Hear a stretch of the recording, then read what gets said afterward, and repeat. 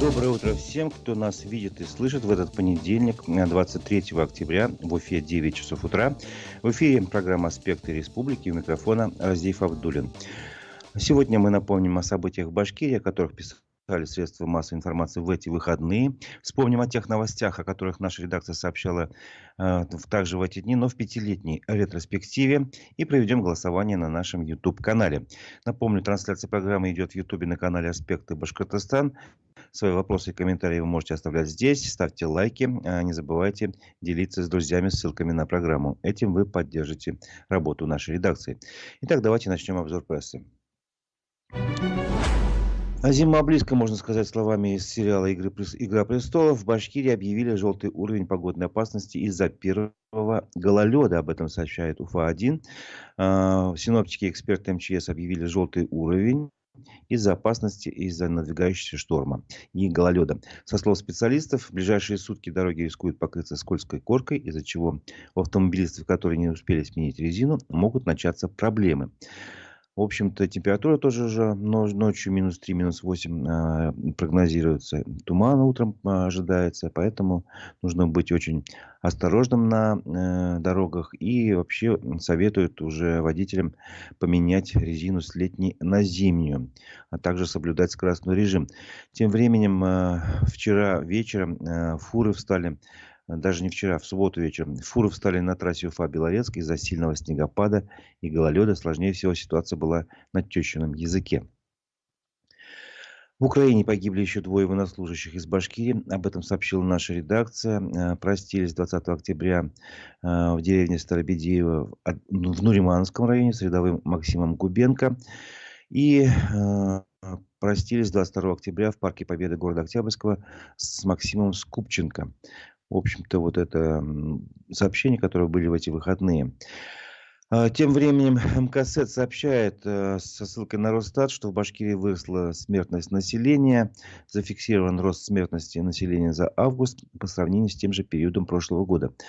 В регионе за это время, получается, с января по август, даже, прошу прощения, просто за август, за один месяц умерло 3934 человека, что на 202 человека больше, чем за тот же период прошлого года. При этом, если взять уже с января по август период, то в Башкирии умерло 31 903 человека. А среди субъектов Приволжского федерального округа это самый высокий показатель. Ближайший к нему зафиксирован в Нижегородской области, там на пару тысяч меньше. Собственно говоря, если брать Россию, то в России за месяц родилось на 0,3% больше детей, чем в августе прошлого года, а умерло на 0,5% меньше. Такие данные опубликовал Росстат. И также Росстат опубликовал такой, знаете, новый демографический прогноз о численности населения до конца 2045 года. Он был рассчитан на основе данных Всероссийской переписи населения осени 2021 года. И прогноз, честно говоря, неутешительный. Говорится, что к 1 января 2046 года, то есть практически через 13 лет, наше население нашей страны сократится почти на 8 миллионов человек. До 138 миллионов 770 тысяч. Вот. И как бы неутешительный прогноз. Немножко о спорте, смешанном с политикой. Просто был спортивный форум в Перми, на котором Владимир Путин выступил. Собственно говоря, и сказал, что надо посмотреть насчет ограничений для выезда молодых спортсменов за границу. Мол, это бизнес, страна на этом теряет. И позже уже глава Министерства спорта России Олег Матыцын заявил, что ведомство вместе с Госдумой разработают вот эти ограничения на выезд талантливых российских спортсменов за рубеж. По его словам, такие меры нужны для защиты интересов отечественного спорта. И вот телеканал ЮТВ цитирует слова члена комитета Госдумы по физкультуре и спорту Римы Баталовой. Ну, все ее знают, известная спортсмен из Башкирии. Вот она объяснила идею ограничить выезд спортсменам за границу. Каким образом? Вот таким. Цитирую: «Этих ребят с малых лет мы воспитываем, вкладываем деньги, мы их выращиваем, они потом раз и уезжают. Это же тоже неправильно. Когда с 4-5 лет этих ребят мы берем, они у нас вырастают на наших спортивных объектах, наши тренеры туда вкладываются, вкладываются все, а потом мы их теряем. Это неправильно». Конечно, надо тут рассмотреть, что можно сделать, что, может быть, мы неправильно делаем, может быть, мы что-то недопонимаем, и это уже нужно понять, сказала депутат Рима Баталова, а, ресурса Лента.ру. А эти слова, соответственно, процитировал телеканал ЮТВ Уфа. В связи с этим у меня вопрос к вам, уважаемые слушатели. Запрет на выезд молодых спортсменов за границу, кому он нужен? Подумайте. 4 варианта ответа предлагаю. Первый вариант — Министерству спорта России. Второй вариант — российскому спорту, как заявлялось. Третий вариант — самим спортсменам нужно. И четвертое — это никому не нужно. Выбирайте, пожалуйста, варианты ответа. На нашем YouTube-канале «Аспекты Башкортостан» мы запустим голосование. Итоги голосования подведем ближе к концу программы. Тем временем продолжим обзор прессы. Башкирскому бизнесу не хватает более 1000 швей. Об этом сообщает МКСЭД. Собственно говоря, МКСЭД рассказывает о кадровом голоде, о котором рассказал министр промышленности региона Александр Шильдяев на пресс-конференции Башинформа. По словам министра, в отрасли выросли зарплаты. 3 года назад заработная плата была около 18 тысяч рублей в месяц, а теперь она выросла в 3 раза. Ну и это, по его словам, не помогает решить проблему. Работодателям требуется еще 1200 швей как раз по всей Башкирии. Вот. Ну, речь идет о таких предприятиях, как фабрика «За спорт». Есть рабочие места и в зоне Алгая, ну и другие фирмы тоже нуждаются в швеях, как правильно сказать.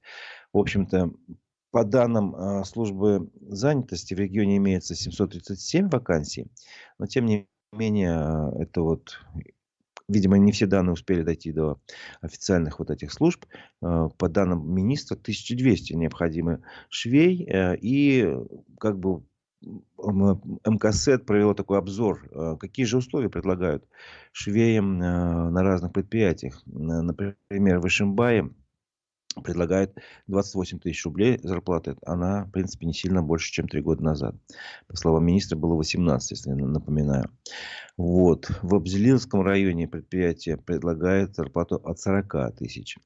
Больше всего среди швей могут получать в компании Метта, где соискателям предлагают от 80 тысяч за пошив изделий. Но тут, конечно, есть условие, что должен быть опыт работы и готовность работать сменами по 12 часов. Вот. Ну, такие, в общем-то, детали. Ну, в «За-спорте» предлагают, насколько я понимаю, меньшую зарплату, вот, чем максимальная, которая предлагает в Метта. Еще одна новость от МКСЭД. Фельдшеры в Белорецке победили в суде против Министерства здравоохранения Башкирии. Работники скорой помощи требовали лучших условий труда за работу сверхурочно и в неукомплектованной бригаде. Суд встал на сторону фельдшеров. В общем-то, коллектив скорой помощи объединился в профсоюз, в ячейку профсоюза действия, если быть точнее. Начали они говорить об этом еще в мае, что у нас такая работа, у нас как бы неполные бригады, плюс мы еще работаем сверхурочно, и нам за это не слишком сильно платят. Вот. И, в общем, стало известно, что в судебном разбирательстве они победили. Суд обязал работодателя доплачивать 100% к зарплате за работу в неукомплектованной бригаде. Вот это когда вместо 2 человек в скорой помощи работает 1. Ну, собственно говоря, чем-то эта история напоминает историю в Ишимбае, которая закончилась тем, что работники решили объявить итальянскую забастовку. Главврач их потом уволил. В итоге, спустя время, в общем-то, прокуратура подала в суд на этого главврача за нарушение прав работников. Но суд оправдал его, как ни странно. И такое тоже бывает. Продолжим обзор новостей. В администрации Карайдельского района пообещали установить фотоловушку для наблюдения за восстановленным поклонным крестом на Павловском водохранилище. Об этом сообщила наша редакция, со ссылкой на разные источники. Напомним, что на прошлой неделе свалили крест, который был установлен еще давно, в 2011 году, как раз возле Павловского водохранилища. И возбуждено было уголовное дело по статье «Вандализм». Вот. А глава администрации Карайдельского района Айдар Шайдуллин, в свою очередь, 21 октября сообщил, что новый крест уже как бы снова установлен на одной из скал 12 апостолов. Крест высотой 5 метров, весом 500 килограмм. В общем-то, по его словам, до сих пор непонятен мотив людей, кто смог посягнуть на святое. Уголовное дело возбуждено. А мы, в свою очередь, этот крест восстановили и начали узаконивание данного религиозного символа. Для пресечения подобных фактов установим фотоловушки. Он еще заметил, что команда, которая восстанавливала крест, в основном состояла из мусульман. И по его словам, это как раз и свидетельствует о том, что у нас в республике есть толерантность и уважительное отношение друг к другу, несмотря на вероисповедание и национальность, которой, в общем, такого отношения, по его мнению, должен придерживаться каждый. Но в социальных сетях по поводу этого, конечно, разразилась достаточно большая дискуссия. Многие говорили, что как же так, крест надо было сначала узаконить, прежде чем устанавливать. А судя по словам главы, только сейчас это происходит. Но, тем не менее, факт есть факт. Собственно говоря, относиться к этому можно по-разному, но вот лично мое мнение. Ну, зачем это делать? Это лишнее напряжение в обществе, в котором у нас, мне кажется, и так проблем достаточно много.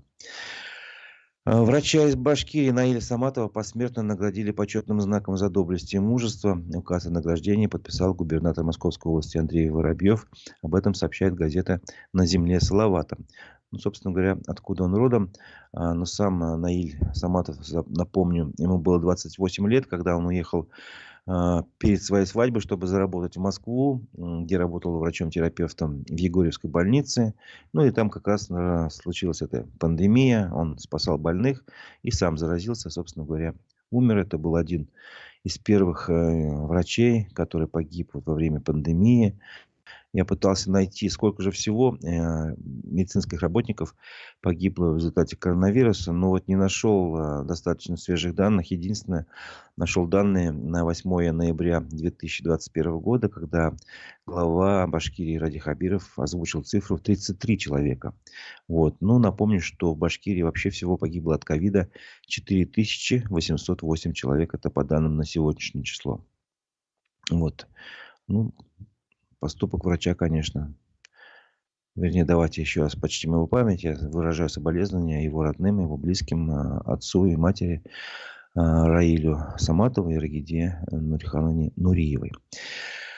В Уфе группа молодых ученых разработала мобильное приложение. Оно поможет распознать предраковое состояние полости рта. Об этом сообщает телеканал «Мир-24». Корреспондент телеканала узнал, как работает новинка. Во-первых, автор проекта – это Валерий Гаврилин, студент 5-го курса Башкирского государственного медицинского университета. Он вместе со своими сокурсниками разработал такое мобильное приложение, с помощью которого врачи могут поставить предварительный диагноз.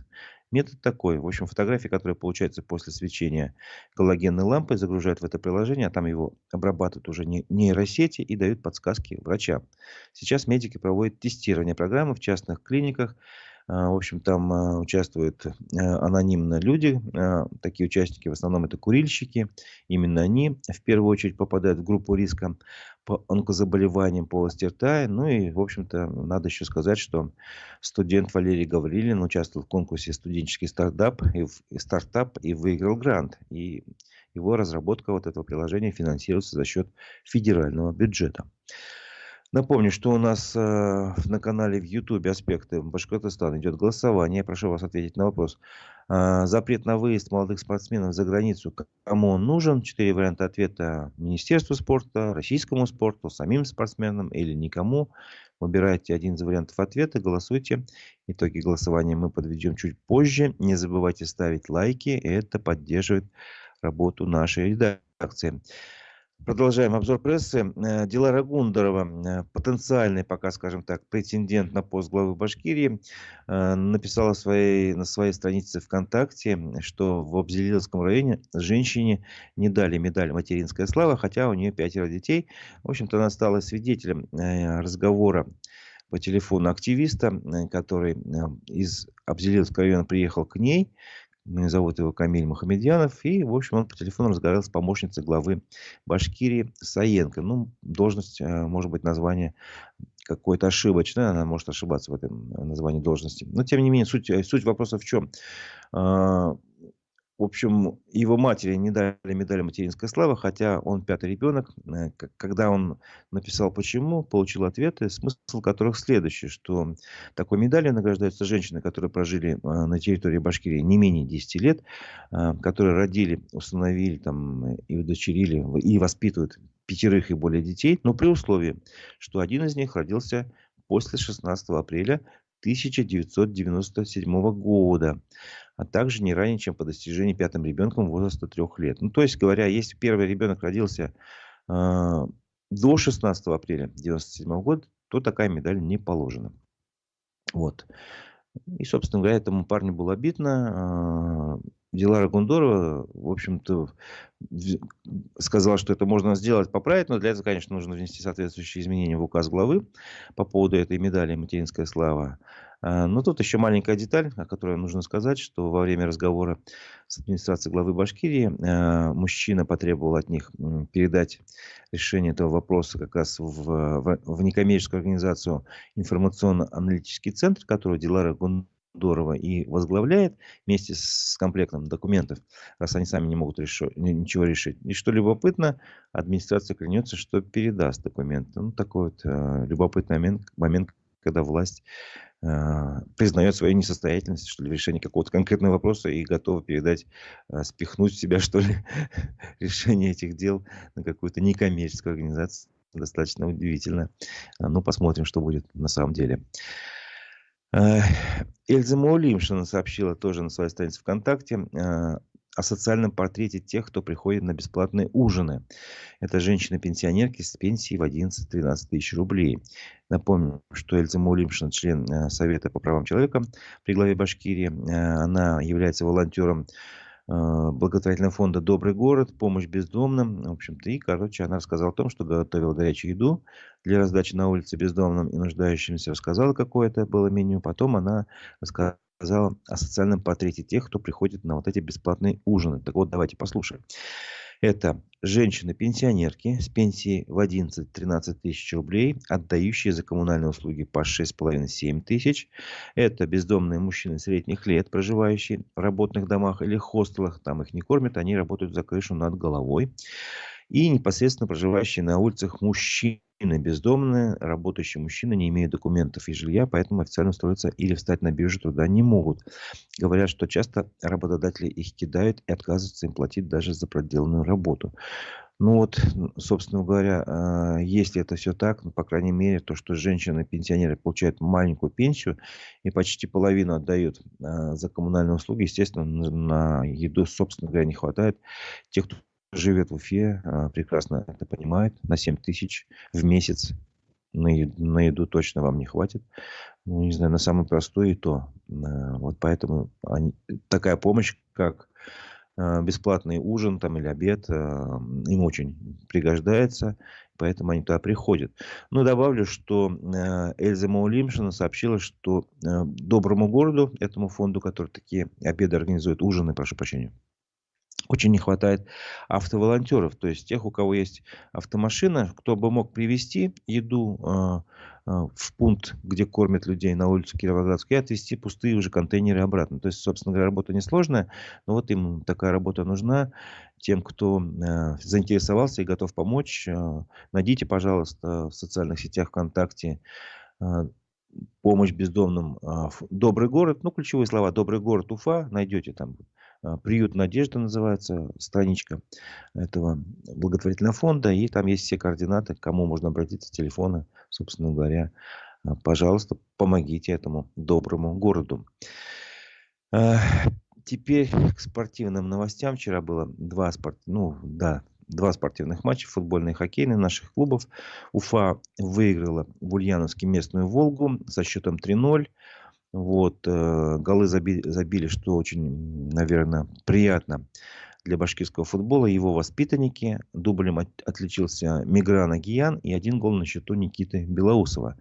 Вот. А тем временем Слава Юлаев уже на выезде в Минске тоже. Он проиграл местному «Динамо» со счетом 2-3, хотя вел в счете 2-1 после второго периода. Вот. Ну, тем самым прервалась победная серия юлаевцев, которые до этого выиграли 5 раз подряд. Кстати, сегодня в 11 часов приглашаю вас снова на нашу площадку. Программа «Аспекты мнений». Будет спортивный журналист Алексей Горюнов, где как раз мы поговорим о хоккее. Так что милости прошу. Напомню, что на сайте, вернее, прошу прощения, на канале в Ютубе идет голосование. Мы спрашиваем вас запрет на выезд молодых спортсменов за границу, кому он нужен. 4 варианта ответа. Выбирайте, который вам больше по душе. Министерству спорта, российскому спорту, самим спортсменам или никому не нужен. И итоги голосования мы подведем чуть позже, после нашей ретроспективы. Сейчас я хочу вас познакомить с теми новостями, о которых мы говорили, наша редакция говорила год назад, 2, 3, 4 и 5. Итак, год назад, 21 октября, мы сообщили, что председатель Совета по правам человека Зульфия Гайсина обратилась в прокуратуру из-за статьи о семейно-бытовом дебоширстве.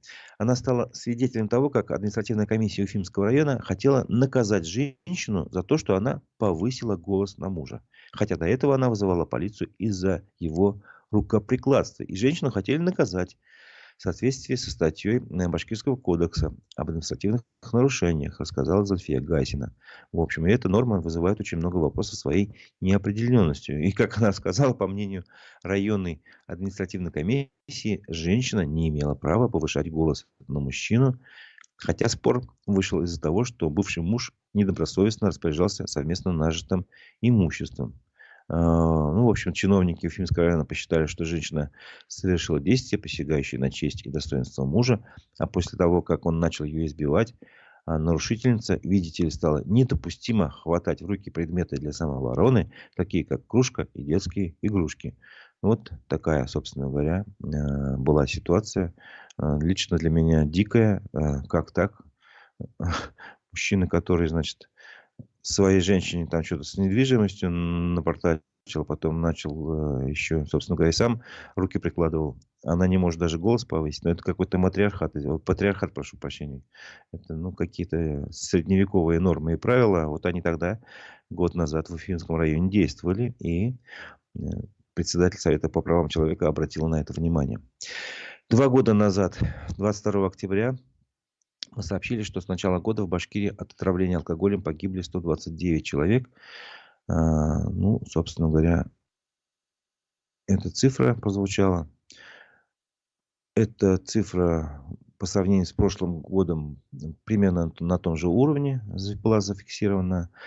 Ну, вот, собственно говоря, такая цифра. При этом напомним, что тогда еще были массовые отравления с суррогатным алкоголем в Оренбургской и Свердловской областях. В результате погибло несколько десятков человек.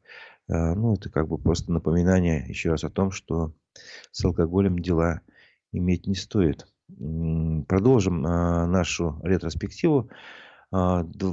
Опустимся на 3 года назад, 23 октября, ровно в этот день, мы сообщили, что общественные слушания по строительству церкви возле городища Уфа-2 не проводились. Вот. То есть, эта история давняя. Тогда глава республики Ради Хабиров рассказал о начале строительства церкви на совещании в правительстве, как раз рядом с этим памятником городища Уфа-2. По его словам, инициатива была выдвинута с жителями, а позднее одна из жительниц как раз в разговоре с редакцией «Эхо» заявила, что впервые услышала о планах возвести объект. И ее соседи также ничего не слышали об этом, и никаких общественных слушаний не проводилось.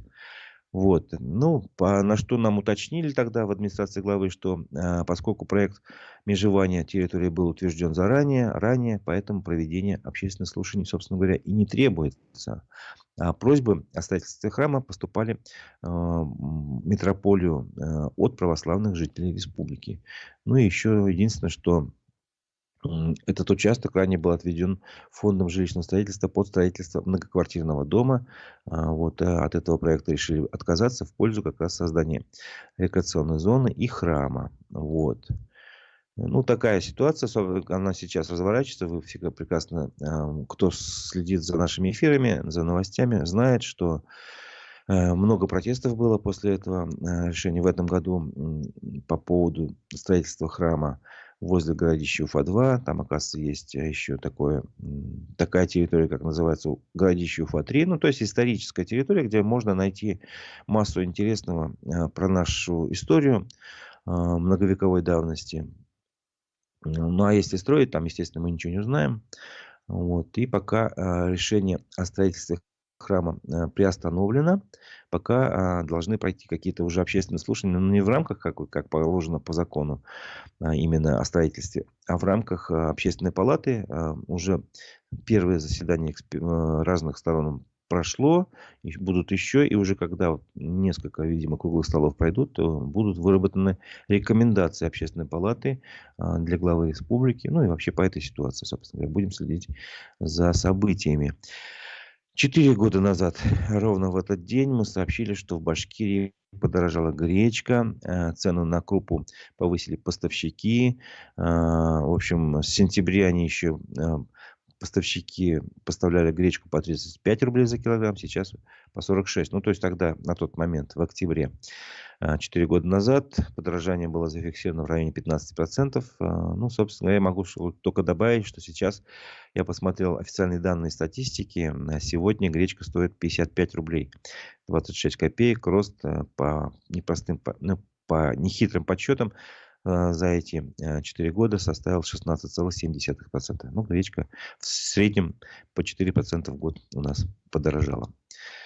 5 лет назад, в этот же ровно день, мы сообщили, что в Уфе прошло совещание Уфимского городского управления транспорта при участии перевозчиков города. Напомню, как раз 5 лет назад была объявлена вот эта транспортная реформа. И вот на этом совещании обсуждались вопросы организации транспортного обслуживания. И как сообщил тогда медиакорсет со ссылкой на юриста компании «Транслайн», власти Уфы и представители контрольно-надзорных органов сообщили о будущих изменениях в сфере общественного транспорта. Также в общем, стало известно, что на основной транспортной артерии Уфы по проспекту Октября будет работать только один перевозчик с транспортным парком большого формата. Малогабаритные транспортные средства полностью перейдут на второстепенные маршруты. Также юрист считает, что в Уфу придет сторонний перевозчик. Ну, собственно говоря, что стало потом реальностью. В Уфу пришел перевозчик «Автомик», если не ошибаюсь, из Московской области, который тоже там работал. Ну и то, что стало малого класса автобусов гораздо меньше, тоже факт, что стали переводить на транспорт большого класса. Ну, а малогабаритные автобусы, ну, видимо, стали передавать уже на межрайонные муниципальные маршруты. Вот, ну и теперь пора подвести итоги голосования. Напомню, что на нашем канале в Ютубе, где вы, спасибо вам большое, ставите лайки, продолжайте это делать и дальше. Идет голосование, вернее, уже заканчивается голосование. Мы задали вопрос, а кому вообще нужен запрет на выезд молодых спортсменов за границу? Вот, самый большой процент голосов набрал вариант ответа «никому не нужен». 77%. Соответственно, российскому спорту и самим спортсменам по 11% голосов, Министерству спорта 0. Вот. Ну, собственно говоря, я бы, конечно, поспорил. Я думаю, Министерство спорта как раз он и нужен, поскольку они эту инициативу продвигают. Но наши слушатели считают иначе. Спасибо большое за активность голосования. Еще раз напоминаю, что вы можете поставить лайки. Мы продолжим сейчас нашу программу выпуском новостей вечерним телеграм-канала «Эхо Новости». Я познакомлю вас с новостями в мировой информационной повестке. Итак, британская разведка оценила потери российской армии с начала специальной военной операции в Украине в 150-190 тысяч человек. Речь идет об убитых и раненых. Специальные службы также отмечает, что в последнее время на фоне попыток наступления под Авдеевкой темпы расходования живой силы российских войск увеличились на 90%. Россия, по данным украинской разведки, ежемесячно вербует на специальную военную операцию по 20 тысяч человек. Представитель Главного управления разведки Андрей Юсов в эфире телеканала «Эспрессо» сказал, что в этих целях власти используют как финансовую мотивацию, так и угрозы какими-либо санкциями. В середине октября зампред Совета безопасности России отчитывался о том, что с начала года контракт с Министерством обороны подписали почти 360 тысяч граждан. Исследователи насчитали 9 российских вертолетов, уничтоженных вооруженными силами Украины на аэродромах в Бердянске и Луганске. Как утверждает проект «Орикс», еще 15 воздушных судов получили повреждения. Удар 17 октября был впервые нанесен с помощью американских баллистических ракет ATACMS. В сектор Газа прибыла вторая партия гуманитарной помощи. Вслед за колонной из 20 грузовиков КПП на границе с Египтом пересекли еще 17 фур, сообщают средства массовой информации. При этом, по оценке ООН, для удовлетворения потребностей населения в анклав ежедневно должны прибывать по 100 грузовиков с гуманитарной помощью. В Израиле пригрозили атаковать Иран в том случае, если Хезболла попытается открыть второй фронт против еврейского государства. В интервью британской Daily Mail министр экономики Израиля Нир Баркат сказал, что враги Израиля заплатят цену, аналогичную той, которую заплатит Хамас. Иран считается ведущим спонсором группировки Хезболла, базирующейся на юге Ливана. 4400 человек отказались от российского гражданства в 2023 году. Это максимальный показатель за последние годы. Такие данные со ссылкой на консульский департамент Министерства иностранных дел приводит агентство РИА Новости. Число отказников последовательно растет с 2020 года, когда их было 3800 человек. На кладбище во Владимире снесли мемориальный комплекс, посвященный жертвам советских репрессий. Как отмечают местные средства массовой информации, этому предшествовала критика в провластных медиа, которые писали, что на памятных досках есть имена врагов страны. Среди погребенных на кладбище украинский архимандрит, глава Министерства иностранных дел Литвы и польский политик. Это был вечерний выпуск новостей телеграм-канала «Эхо Новости». Но теперь наша программа завершена, но наша работа нет. Напоминаю, что в 11 часов ровно в нашей студии состоится программа «Аспекты мнений», куда мы пригласили спортивного журналиста Алексея Горинова и будем говорить о хоккее. Так что милости прошу, любителям этого вида спорта настраивайтесь на 11:00. Но, собственно говоря, и нелюбители тоже могут послушать, что происходит в хоккее. Теперь на этом наша программа завершена. Это была программа «Аспекты республики». У микрофона был Разиф Абдуллин. До новых встреч в эфире.